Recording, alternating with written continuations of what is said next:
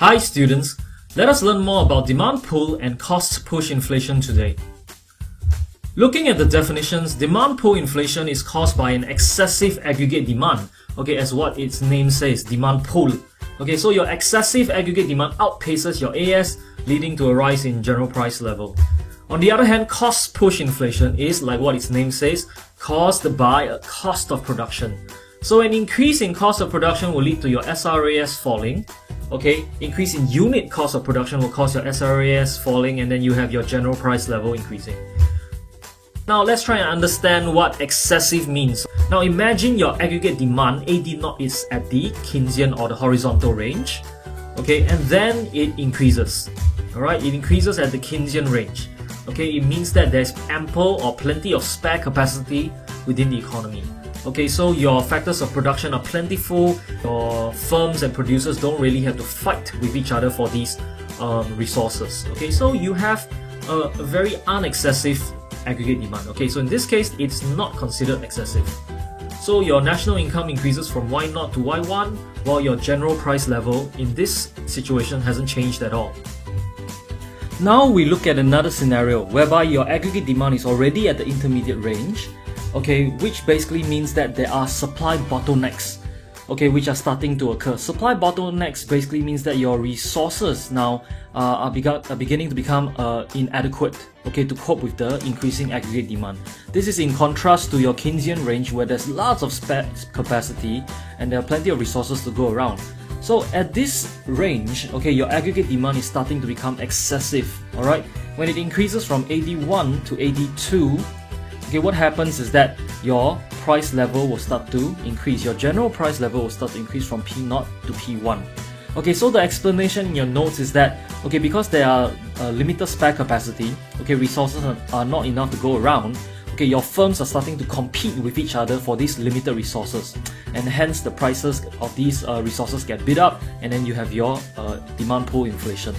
Also notice that the real output increases, but this is considered a little increase in real output.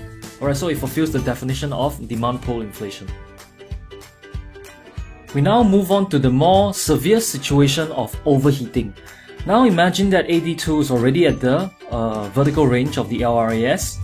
So this denotes that they have reached the maximum limit of the economy.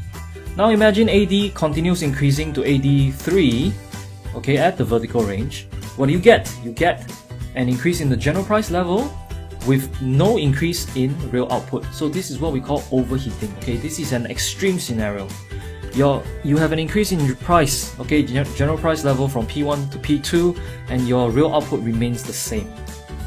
Because you have reached the maximum capacity of your economy, so any increase in aggregate demand will just manifest as an increase in prices.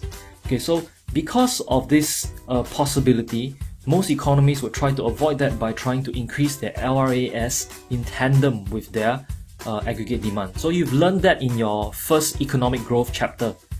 Alright, moving on to cost push inflation. Cost push inflation is relatively simple. There's basically only one scenario, which is that when there's an increase in cost of production, SRAS shifts to the left. So let's look at the graph here. So no Keynesian range, no vertical range, no intermediate range, just an upward sloping SRAS curve. So you have your P0 and Y0. Whenever there's an increase in unit cost of production, your SRAS will shift to the left. It's important to remember that it's not about total cost. Because total cost is essentially your unit cost or your average cost times quantity, But here, we are only concerned with your average or unit cost. Because the more quantity you produce is not a bad thing. If your total cost increases due to an increase in quantity, that's fantastic. That means more goods and services for everyone else. But if your average or unit cost increases, then that's what we are concerned with when we say there's a persistent increase in cost of production. So imagine there's an increase in unit cost of production. This shifts the SRAS to the left from SRAS 0 to AS1, and then you have a corresponding increase in general price level from P0 to P1, and you have a further undesirable situation where your real output decreases.